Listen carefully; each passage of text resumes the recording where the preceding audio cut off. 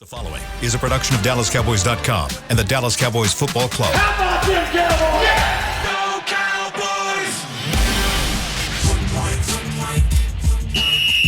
Let's go, baby! Are you ready for a break? Yes. Are you ready for a break? Absolutely. Ready for a break?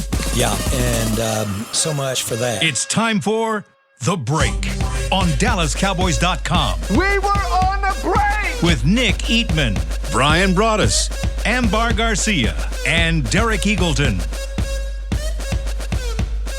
It is Thursday, September 15th, 2022, Season 18, Episode number 31.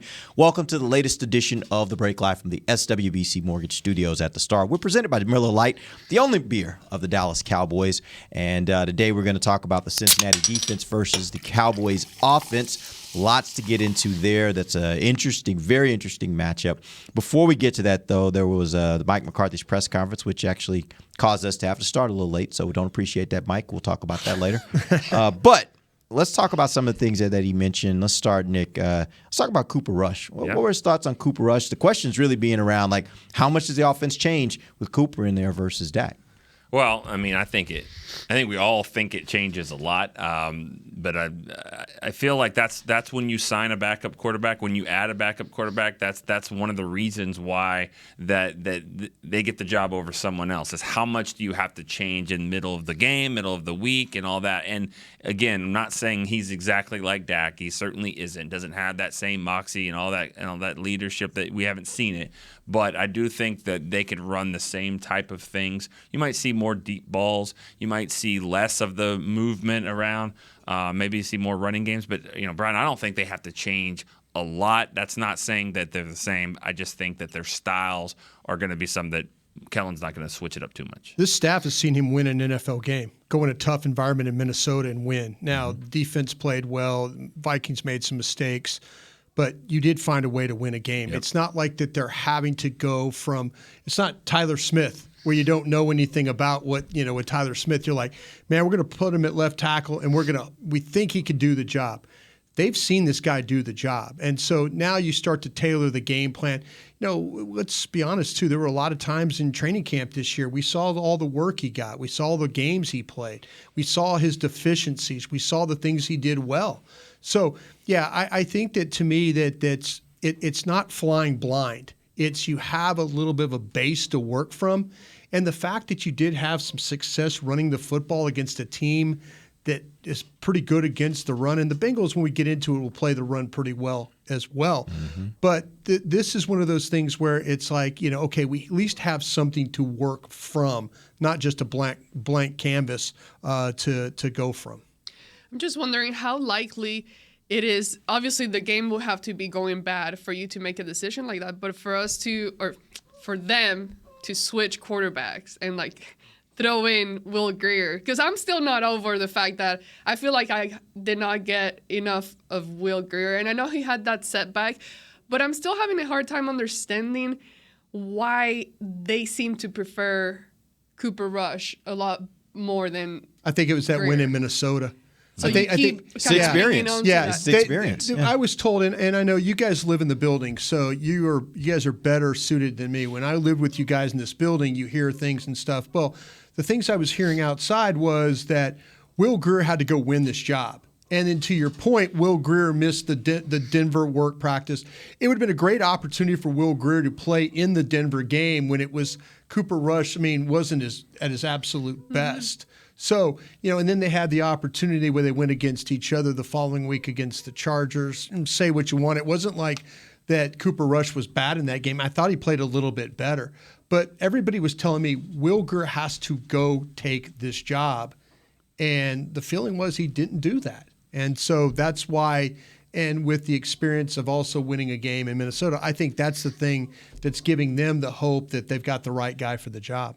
Well, I know it's going to be Cooper Rush for this game, but in my head, I'm just wondering how bad does he need to get for us to even see them give Will a chance. Did you hear Jerry Jones' answer the other day? I thought it was interesting, the fact that he never said Cooper Rush alone. He said they have experience. We're going to stick with them, him and Will Greer. We're going to see what they can do, and they give us a better chance than going to sign someone right now. They. So I don't think the leash is that long. I mean, I don't believe so. But I will say this: I think what I take from that is they would have to get through both of those, and both of them not be capable for them to go outside. Not necessarily saying that they would have necessarily even a quick pull on Cooper if he doesn't play well. But I do think that, like, the way they're looking at it is we got two guys we would go through before we would get to and by that time, you got Dak already coming back. No, but I think her point is that, okay, how close is this between Rush and Greer? It was really close to the very end, and so they're both still I would here. prefer Will Greer myself because I think you could do more. I said it the other day on our show. I think you could do more with him. But when you start to talk about the coaches that I've ever been around in my life, they don't like the unknown. That's the problem that coaches run into. They had to play unknown at left tackle the other day. I mean, they felt like the scouting department said, hey, this kid can play. This is why we drafted him. They didn't even give him any reps at left tackle. Mm-hmm. That's coaches. Like, well, let's not burden him. We heard what they did with Tolbert. Mike came out today to tell you about Tolbert got too much for him. Maybe they were worried about that with Tyler and not giving him too much. But that's the thing about it. Coaches will always go with the known before they go with the unknown, especially at that position. You mentioned Jalen Tolbert. What do we hear from Coach today about Jalen Tolbert, kind of where he is? It's so funny because I was just talking about this right before the show. It always comes down to the same thing. You get drafted and you make the team because you're a good, flashy, sure-handed receiver. You get on the field because you can go and tackle someone. That's what happens at backup wide receiver. That's why. I see what you're saying. That's why Sam. Explain for people. Well, that's why Sam Hurd made it over Miles Austin for so long until Miles Austin was able to show he was a receiver. These fourth and fifth receiver spots comes down to special teams. They tried to get Jalen Tolbert to do all these things like they did with CD. Cool. Then he got hurt. And then what he's not doing in all of that is working with special teams. And in the meantime, Dennis Houston, Simi Fehoko, they pass him there. Trust me, if it was all the same on special teams, Jalen Tolbert is going to play 100% because they want to see what he can do at receiver. Does that also, though, make you say, like, if you flip that means he wasn't good enough at receiver to where he was clearly better than them in a situation where they needed more production at wide receiver? Yeah, but, I mean, do you watch South Alabama games? I didn't, but I'll tell you this. Brian did. Well, he did, and what he saw was him making a lot of catches. He did. He probably didn't see him as the gunner down there, and he was their stud. He was their ace. It happens with a lot of rookies. They have to do that. I bet Fehoko did it at Stanford. I bet he did some of that early on, and maybe Dennis Houston too. So he's got to get up to speed to get into the game. How can you get these guys in the game for special teams? All right. The other thing I thought was interesting that Mike brought up, and this is kind of a bigger question of not just this week, because obviously there's so much that went wrong in that game, and then on top of that, you lose your starting quarterback. So there are concerns, I think, from a fan standpoint of what is the mood of this team? Like, are they as down as fans are? Are they as down as the rest of the Cowboys nation seems to be right now? Because it's like you didn't see anything good and you lost your quarterback. What would you say is the mood of this team? If you've been in the locker room, you guys have been around this team. What would you say is the mood right now of this team? I was going to let you go with that. You don't want to address that? No, I don't mind. I just don't. Yeah. I feel like, to me, when you look, it's tough, especially when you lose a key player so early. I mean, imagine losing Micah Parsons. Allow, and I'm just saysaying that. No, knock on all the wood. Whoa. But I'm just saying though that the mood is not good, especially veteran players. Veteran players, initially they're not going to show it, but deep down inside, they don't have that many campaigns. They don't have many left. And when you start to think, and this is a reasonably young team, and maybe a young team to the point where they're like, well, we just got to go play. Yeah. We just got to play. Where veteran players are thinking like, damn, I worked my ass off to get to this point, and then like a Noah Brown.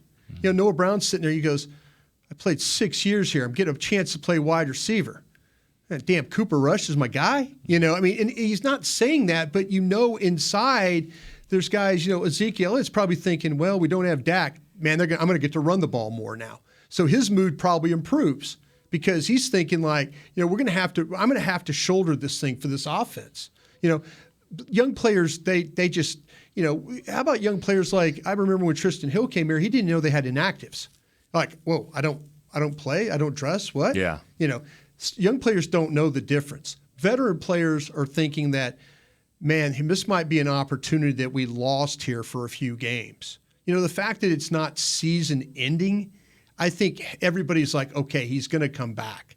But if you lose a guy for the year, that's a whole different story right there, mood-wise.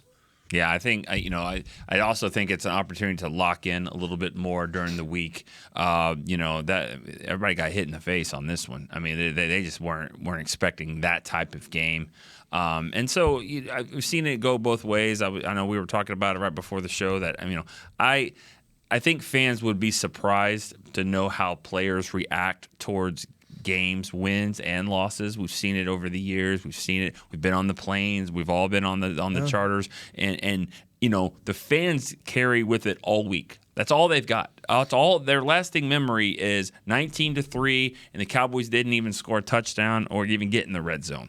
The quarterback's gone. And the quarterback is now hurt, and the leading tackler from last year is all hurt.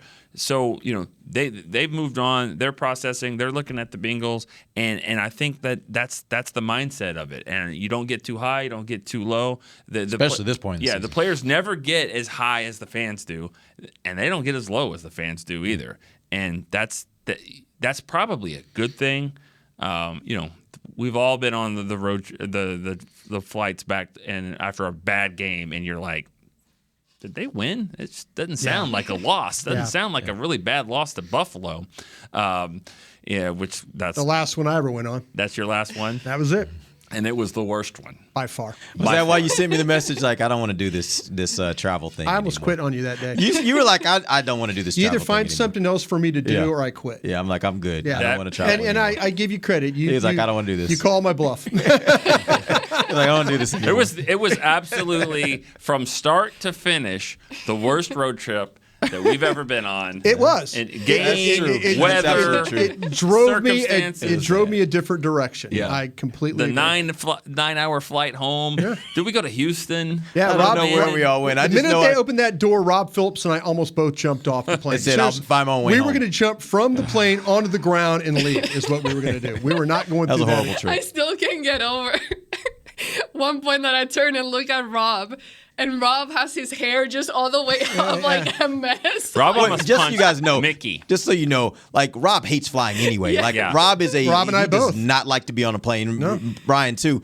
But so yeah, when you talk about now a flight that just keeps going and We won't kept stop, circling. It was We weather. it was just too much. And We flew through a tornado. Yeah, and Mickey was just looking out the window, and Mickey was like, there's the "Oh, there's the moon again!" And I thought Rob was gonna punch him. Rob was like, "Mickey, we're gonna fight." Yeah, Yeah, but it is true. We've all seen it. There have been probably a handful of times I've seen the team really, really upset after a loss. Typically, that happens when the season's over. Like they have a loss a playoff type loss. Yeah. The season's now done, the finality of it, and then you see some more of that emotion. But a lot of times, like you said, when you're in season, you're a professional. You got to stay even. You have to. I'm gonna have to. I'm failing you guys because I feel like I have a good sensor for vibes and things like that. I haven't been to the locker room, not even after the game. I've been so busy, like having to shoot things, and the time hasn't worked out. But I'm gonna have to go in there. But something that got me thinking I don't know why, but it popped into my head on my way in as I was driving. I'm thinking, man, I don't think one game is gonna do it for you. But what if, let's say, it kind of keeps going similar to what we saw, and on the defense starts getting like pissed off at your own the team, offense is at not your getting it. own Yeah. offense. Yeah. It's like, dude, we're killing happens ourselves in the out NFL. there. It happens. So I got to think, I'm like, how would that change the dynamic, the mood in the locker room, how this team goes around? Because The if vibe. you do that more than 1 game, 2 games, now 3 games, like, dude, we're killing ourselves at that. Like, freaking do something. Yeah, I think that you have to worry about a locker room splintering that way because what happens is you get a turnover on the 50-yard line and then you get 3 yards. And you're like, okay, we gave you a chance, good field position, get back in the game. Go score a touchdown, get us back in the game, and then we'll get another stop, and then go drive it and get it again. I think if you have a young locker room, I think that's a huge problem. But if you have veteran guys that kind of try and hold everybody together, I think that's the one thing. Yeah, I think you got enough guys. I think you guys got like Curse and people like that. He's not a really old guy, but he's a highly respected guy in that room. And I think that's one of those things. Should have heard him in the locker room yesterday. Yeah. It was unbelievable. Yeah. There was a battle going on. It was a very intense argument, and I think it started because is yellow Gatorade green Gatorade? Yeah. That's how it stared. Yeah. And then it got into Priorities. Amari Cooper's stats or something like that. But McQuamu and Jalen and Curse and I mean they were. You thought there was a fight, but I mean there really wasn't. But like it was intense. really he was very like vocal, and you're just like don't hop around on that knee, you're gonna be and McQuamu was like going at him. I'm like, you should be happy you're getting to play. Yeah. I think he's getting to play. I don't know who's gonna play at safety there. Can I circle back a thing? I think when I worked with you guys in DallasCowboys.com, we took the losses worse than anybody here because it was important to us. It was important to our content. It was important to how we did our jobs. When you live in this building, it's different. It really is. Fans act like, oh, you guys don't care. You don't this. No, you really do care because it's important. It's not you're looking for the easy way. But, when you have to cover a team that struggles, it's no fun. It's no fun at all. And, I've learned that over the years working with you guys. It's tough. And so, when you start to talk about, well, you guys don't care, that players don't care, this, that, and the other. No, there's people that care. There's people in this organization that care about it. And that's the thing. Sometimes I wish the players cared more than us, And that's the thing I always remember working here, that, this is killing me right now. Getting on this airplane and knowing that I have to write about this or talk about this, and you guys are doing this or that and the other in the back. That's the crap that bothered me the most about that. Let's also be honest, though. It's not just our group. It's throughout our building. I know I was in some meetings Monday, and almost every meeting I was in, and I'm on a lot of the business-type meetings, a lot of meetings I was in, everybody had the mood of, oh, gosh, man, taking it like – it's tough. And so, but I think the difference is for players – they don't have that luxury, if you want to call it that. Right. Like they have to be on to the next thing because you can't let one loss turn into two, right? Because your attitude isn't right. It reminded me of what Dan Bailey always would say about making or missing kicks. He's like, when you miss a kick, everyone asks you about it, and you're like, you can't worry about it. You got to focus on the next one. He would always talk about when you make a 53-yard field goal to win the game. You can't worry about that. You can't even think about that. You got to go to the next one because this extra point is coming. Yeah. So the high and the low, you have to stay in the middle. Right. So right now, we're all feeling it because it feels like you're 0-4. And it feels because you lost three things. You lost one of your best defensive players, your leader at quarterback, and the game. And there was no hope for even if it was close. You said it sounded like 100-3. Yeah, it looked like it. When it was 12-3, I'm thinking and sitting in my seat, I'm going, it might as well be 100-3. Yeah, because I just didn't feel like it was nothing was gonna change. And Two then, scores, like you mentioned, that you get a turnover, and then after that, I go, they're not moving the ball today. This is just not going to happen. And they tried everything. Yeah. And nothing worked. Nothing All right, we're going to take our first break. When we come back, let's jump into Cincinnati versus Dallas. We'll talk about the Cincinnati defense versus the Cowboys offense. This is DallasCowboys.com radio. Todd thought it would be secure to jog in the cheetah savanna. Todd believed the big cat repellent he bought online was reliable. And now, Todd is trying to be faster than this cheetah that can run 80 miles per hour. But the good news is, Todd has AT&T 5G that is fast, reliable, and secure. And he learned the best thing to do is stop running and toss her the backpack with the beef stew. AT&T 5G. Fast, reliable, secure. It's not complicated. 5G requires compatible plan and device. 5G may not be available in your area. See att.com/5G for you for details. What do you call a group of grown men and women with their faces painted silver and blue who get together every week to share a 3-hour-long ritual of jumping, singing, and toasting Miller Lite in 10-gallon hats while yelling, "How about them Cowboys?" You call it Miller Time in Dallas. Here's to the Cowboys. Here's to the original light beer. It's Miller Time. Celebrate responsibly. 2021 Miller Brewing Company, Fort Worth, Texas. The Cowboys way.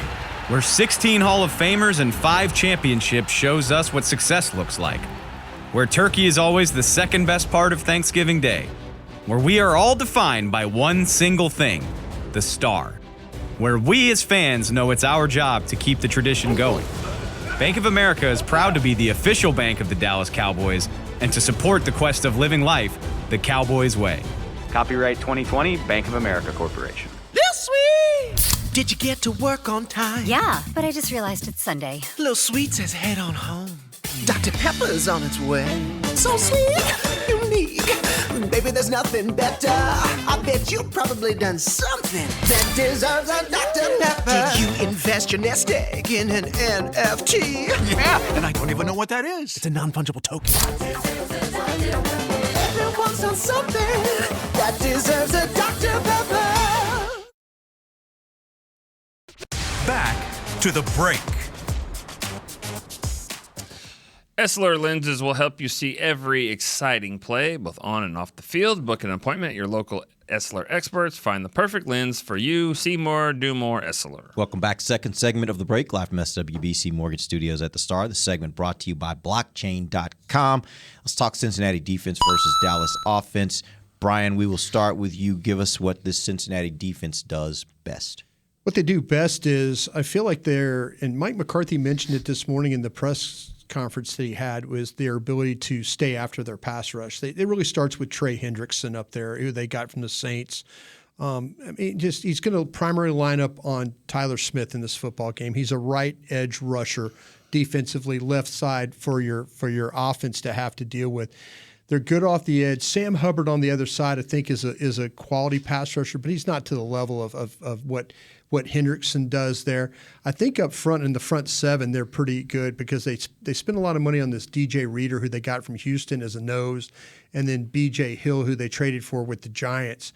And then Logan Wilson and Jermaine Pratt are two really good linebackers. Not to the level of what we saw last week with Tampa, but I think it's going to, if it turns into you have to throw the ball a bunch in this game, then the key is going to be able to stop Hendrickson. You just can't let him be a guy that's constantly rushing the passer and causing problems in the pocket. I thought you were just at some point going to say Geno Atkins because he's been there for so long. Yeah. He's Where not is there he anymore. now? I don't know. I don't think he's in the league. Is he out of the league? He's not that was the playing. most quiet exit for a really good player I've ever seen. He was. Anytime you watch Cincinnati tape, and we didn't have to do it all that much, but Geno was the guy. Loved watching him play. There was a time there where their front four in Cincinnati, and they weren't winning games, but they had one of the best front fours on defense, and they just couldn't put it together. But yeah, this is a different group. It's a secondary, though, real quick, that we're kind of familiar with the players. Eli Apple, we're familiar Cheeto. with back in the day, and then Cheeto on the other side. They're going to flop sides guys on you. So it's not. I didn't see following receivers, or just like they just line up in different places based on. It's different. It's different. It didn't appear to be star coverage. It appeared to be whether you're a what they call a boundary corner, which uses the sideline, short side, or then a field corner, which is so they were kind of flipping back and forth on that. Von Bell and Jesse Bates, both are really good safeties. Yeah. Good safeties. So, like I say, the corners we have familiarity with, and the front seven I feel like is not as good as Tampa's, but they do have a quality pass rusher in Hendrickson. All right, so tell me where they're vulnerable. Where can you get them? Well, I'm going to try and attack. I think that it's going to be running the football, and the Steelers didn't have great success doing that because these guys, they do have some size, they do have some length and the ability. I'd like to believe, though, that you can get guys up on these linebackers. So secure the front and then try and get their guys up on those linebackers and see, the Cowboys had a little success with the ball off the edge. I think that's something that I would continue on. They're again, this defense, I think you can, if you had to run it inside, you could. But the one spot I'm looking at is Eli Apple there at corner. And I'm going to try and run it first. I'm going to try and get some consistency there.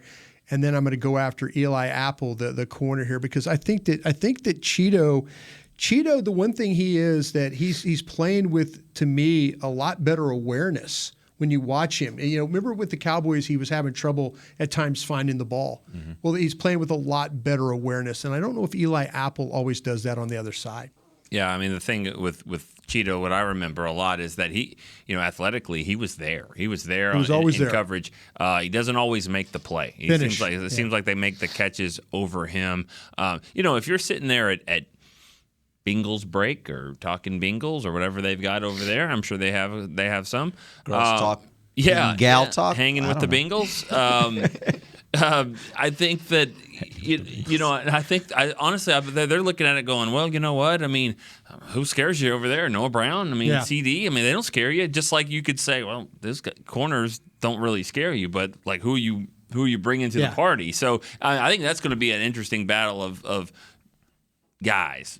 They got a couple guys at corner. And they got guys at receiver here. CD hasn't proven that he's really way above that. So that's going to be a matchup to me. Is just who gets the upper hand there. If Tyler Smith holds up against Hendrickson, I think that Cooper Rush can find some spaces to throw balls. And the problem is those safeties we mentioned, they'll cover your tight ends. So Von Bell on Schultz will be a really good matchup. So also, I think that if you're going to say, well, just be comfortable and throw the ball to Dalton Schultz, like Ambar was talking last week and against the Bucs, well, who are you going to throw to if they take this guy away?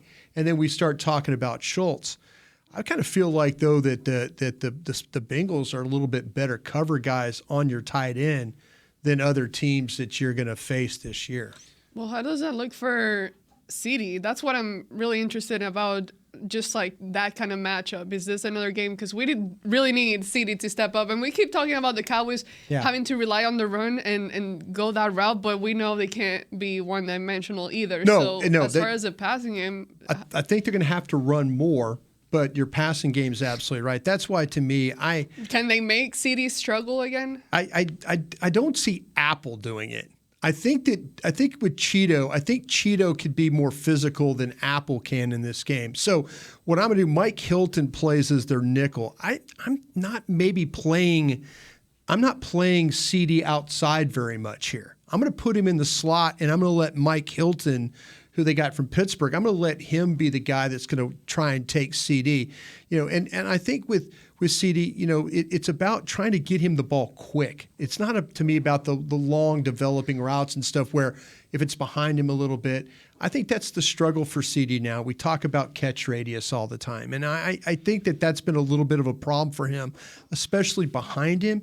So if it's out of the slot, that's a little bit quicker pass. Maybe that's the way you kind of get him going in this game. Yeah, for me, and I know I'm not trying to trick it up too much, but you sort of have to. I mean, you're showing them Cooper Rush. You see a little bit of him on tape, but they've got to get they need playmakers. They need guys. Yeah. This is a week for me. I've got to use Turpin. I got to use him on the outside. I got to use him as a decoy at times too, if I need to, with just that speed. I need to throw it deep to him. I need to show those safeties. This is what we've got. He may not catch it. He may be incomplete, maybe intercepted. But I need to show his speed out there, both north and south, east and west.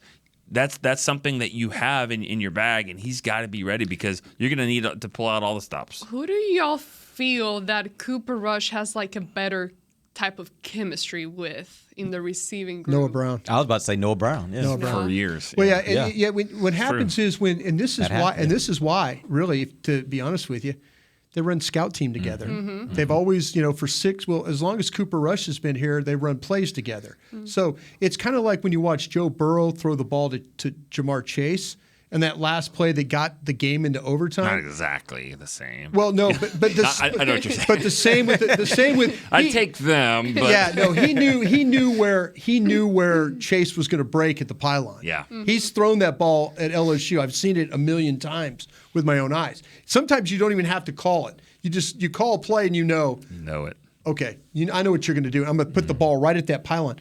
I think that's the way with Noah Brown. I think Simi Fehoko. Guys like that have kind of always kind of worked with Cooper Rush. There's that little bit of that chemistry with. Let's also remember this, and I know Garrett Gilbert actually took most of the snaps last year in training camp, but Rush got some as well towards the end. But because Dak missed a lot with the shoulder, and CD had a hell of a camp. It was some Gilbert, it was also some Rush. So it's not like it's just those. I mean, you're right. During the season, the scout team.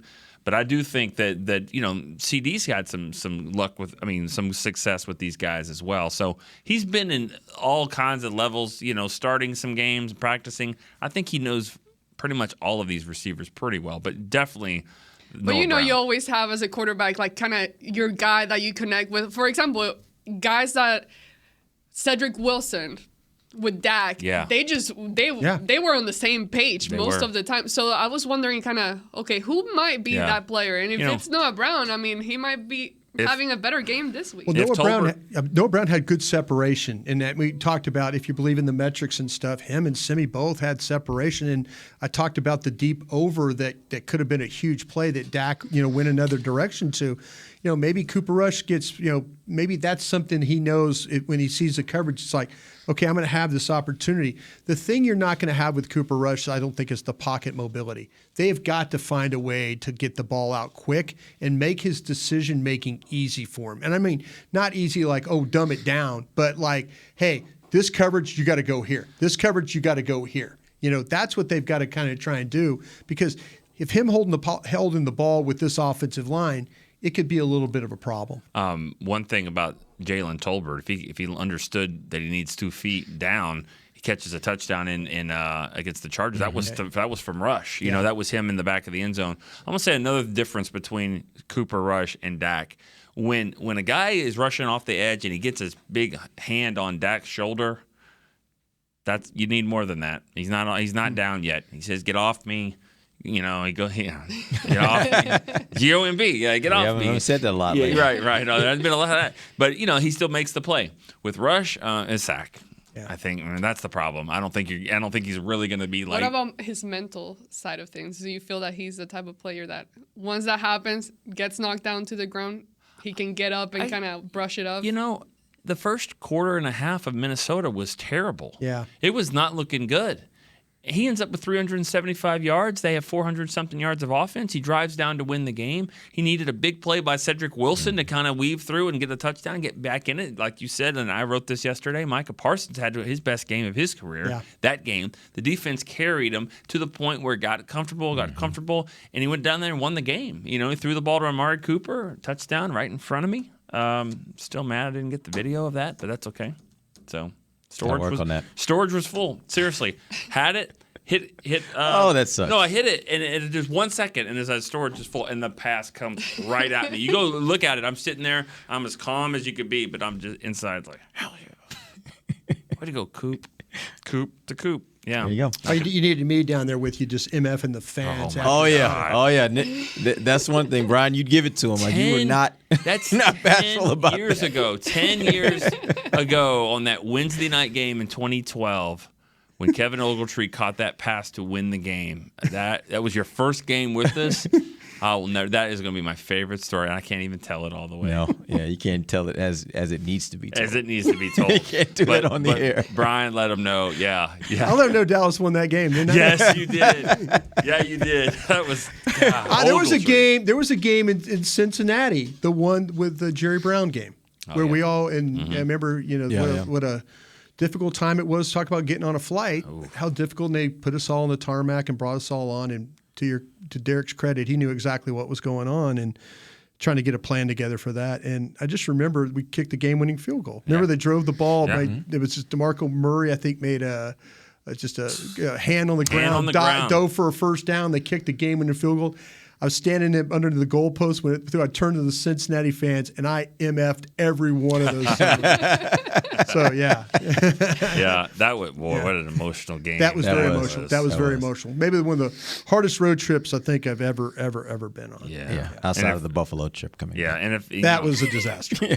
Right, and it's been 10 years, so we were just kind of talking about it. That was the game. If you don't know, the practice squad player Jerry Brown was.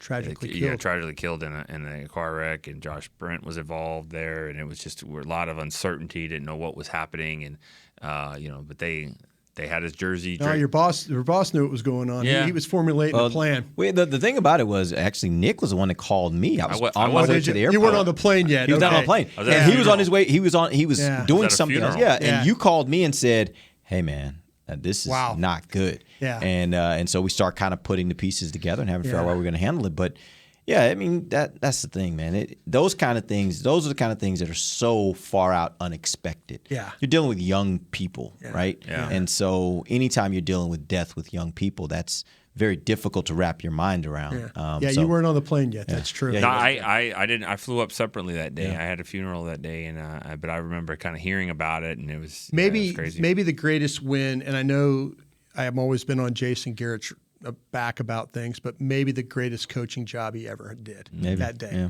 That day. Yeah, that team had no business winning that football His speech to the team in the locker room will give you chills. It really will. I don't know if we've put it out. I think it was in his documentary. I think we showed that. It was really, really good because he, that's one of his strengths. He can do that, and he can lead them. And obviously, we're getting away from it here. And the Bengals. I'll say this: that was 10 years ago. We played the Bengals 2020. Yeah, I was there just a couple years ago. That's nothing close to this team. They didn't have Burrow that day. They had a backup quarterback that day. They flipped that roster. I mean, that's a different team. I think Brandon Allen started that game. Had some fumbles in the game. Oh god, yeah. One of the running backs fumbled 3 times. Oh yeah, that game, it was. But I remember, like T. Higgins had a couple of plays late in the game, and it's like, well, you don't need him playing this. Yeah, they got some skill players, and then since then they've added Burrow. Chase, Burrow was back on the team, back from the injury, and Chase, and I don't think Mixon was playing that game. I don't remember. This offensive line's been remade for them a little bit, so there's a lot of new pieces, and it's the NFL, right? It changes a lot in a short period of time. I like how Jerry on the radio the other day he wasn't going to say anything about La'el Collins. He's like, I watched the game. You probably did too. You can figure out how it went. He wasn't going to say it, but it was like, he's making it clear. He said it without saying it. A bunch. Trevion Williams was that for the Bengals? Yeah, I think it was a game. Seriously, I remember it was just turnover after turnover. Oh, they had about 5 turnovers in the game. Bad. Yeah. All right, here's what we're going to do. We're going to take our final break, and then we're going to come back for like 4 minutes and give you guys kind of some closing thoughts on the Cincinnati defense versus the Dallas offense. We'll do it when we come right back. This is DallasCowboys.com radio. Did you get to work on time? Yeah, but I just realized it's Sunday. Little Sweet says head on home. Dr. Pepper's on its way. So sweet, unique. Baby, there's nothing better. I bet you've probably done something that deserves a Dr. Pepper. Did you invest your nest egg in an NFT? Yeah, and I don't even know what that is. It's a non-fungible token. Everyone's done something that deserves a Dr. Pepper. Todd thought it would be secure to jog in the cheetah savanna. Todd believed the big cat repellent he bought online was reliable. And now, Todd is trying to be faster than this cheetah that can run 80 miles per hour. But the good news is, Todd has AT&T 5G that is fast, reliable, and secure. And he learned the best thing to do is stop running and toss her the backpack with the beef stew. AT&T 5G. Fast, reliable, secure. It's not complicated.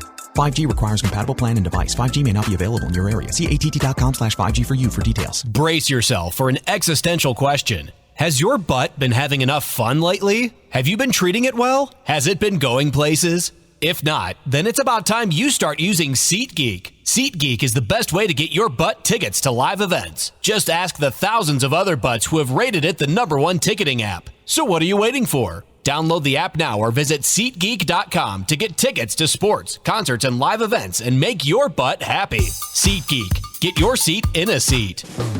What do you call a group of grown men and women with their faces painted silver and blue who get together every week to share a 3-hour-long ritual of jumping, sinking, and toasting Miller Lite in 10-gallon hats while yelling, "How about them Cowboys?" You call it Miller Time in Dallas. Here's to the Cowboys. Here's to the original light beer. It's Miller Time. Celebrate responsibly. 2021 Miller Brewing Company, Fort Worth, Texas. Back to the break.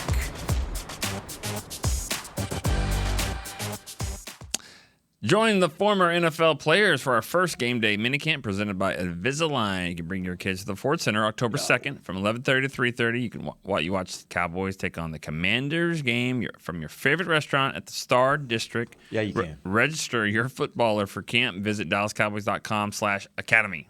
Yeah, speaking of camps, our boy Danny McCray, who leads the camps here at the Cowboys, won the challenge on, I guess it's on CBS.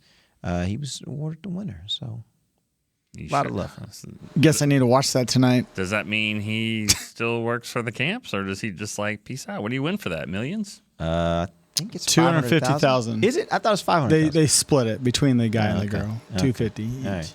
Is that like the Great Race or whatever we're Danny doing? McRae no Shows longer runs the camps for us, and we did job opening. Did Derek just spoil what we were going to watch tonight? Derek, did you spoil it? No. I definitely didn't spoil it for like if you watched it live last night, you I didn't knew. watch it live but last night. I'm just saying. But what if you taped it? I know that, and taped I hate being that guy too because I watch some of those shows and I don't hate when people tell me stuff like that. So Right. Maybe we should yeah, stop my talking. bad. Okay. I'm so sorry. I was just happy for Danny, so my bad. I probably should. I kind of figured they were going to bring it up in the podcast in about 3 hours from now. Yeah, I would assume so. Danny's going to So go, I kind I'm of knew sorry, can't say I didn't watch anything." it last night, but I plan on watching it Yeah. at some point. So He has no. been kind of smiling a lot more lately.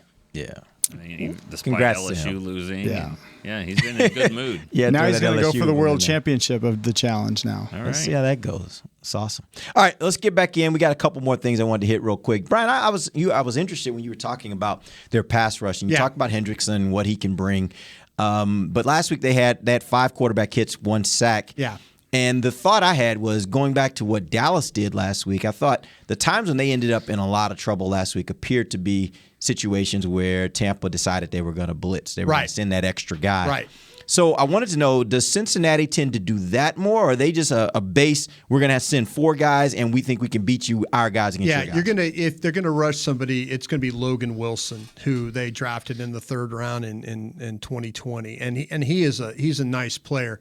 Jermaine Pratt, the other linebacker, is more the run stopper kind of a player they have with that. So if you're gonna get a blitzer, you're gonna get, what you got to figure out too, guys, is that teams go back and look at what other teams had success with, and like what Derek was talking about there.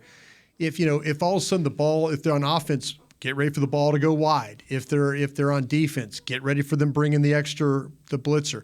And if the extra blitzer is going to come, it's likely going to be Logan Wilson, the will linebacker here. But I'd also be mindful of, I'm interested to see what they would do with Bell and coverage. I think they've got to find a way to take Bell or Bates and put him on Schultz and take him out. And then maybe you see one of the other safeties come as a rusher. But if they're going to rush you, it's going to be number 55, Logan Wilson. All right. To that point too. I mean, I think this might be a game, and I'm interested to see what the Cowboys do with Tony Pollard. It was double reverse. Tony Pollard. Well, the pass blocking and Tony Pollard. I mean, I think this needs to go back to Zeke's the starter, and when he needs a break, here comes Pollard. He can do some stuff. I'm not saying completely abandon all the receiver stuff like that, but they got to be careful with it, especially with Cooper Rush. He's going to need some. He can't have Tony Pollard running into him because he's getting driven back like that. So I think pass protection is even more important than it was even before. So I'm curious to see what Pollard's role will be. And this is kind of you need it because of the issues that you have in the O-line. So it's really helpful when you have Ezekiel Elliott helping you block in certain occasions. But I wonder if he would be able to run much better if he was taking away some of those responsibilities, because it does wear you down a little bit. I mean, that takes a lot of strength, and he takes some hits that he can take, but you see him sometimes even bouncing back and things like that. So it affects him, and I don't know why. I just thought of that if he didn't have to do so much of that, not that he does it all the time either, but if that was taken a step back, how much better would he be able to run the ball? Well, and it's a great point and a great observation on your part. How about throw him the ball? How about instead of blocking, just swing it and flip it to him? And, I'm not talking about screens and stuff, but him, Pollard, just if they're going to blitz you, just throw it out the back door, with and that way, all of a sudden, these teams are like, we can't blitz this guy. We can't because they're going to get their backs out in routes, I mean, that's the number one thing. When teams are blitzing you, it's like, okay, we're going to make you block. We're going to make you block. We're going to make you block. Throw the ball in the swing. I mean, if you throw the wheel routes or things like that you can kind of get them out in the space and just dump them the ball and let them go. then teams aren't going to be interested in blitzing you so much. If you're that blitzer's responsible for the back. Remember the Eagles back in the day when they had Brian Westbrook? Brian Westbrook. Oh, you could never blitz them Because they would just throw it over the top. Yeah. And Westbrook catches. He catches 14 passes for 70 yards. Yeah. But you're right about that. Yeah. All right, we appreciate you guys joining us. We'll be back tomorrow. We're going to wrap this thing up, let you guys know who we think is going to win this game. Sunday, Cowboys versus Bengals. Till then, for Nick Eatman, Brian Broaddus, Amber Garcia, I'm Derek Eagleton. This has been The Break live on DallasCowboys.com radio. This has been a production of DallasCowboys.com and the Dallas Cowboys Football Club. How about this, Cowboys? Yeah!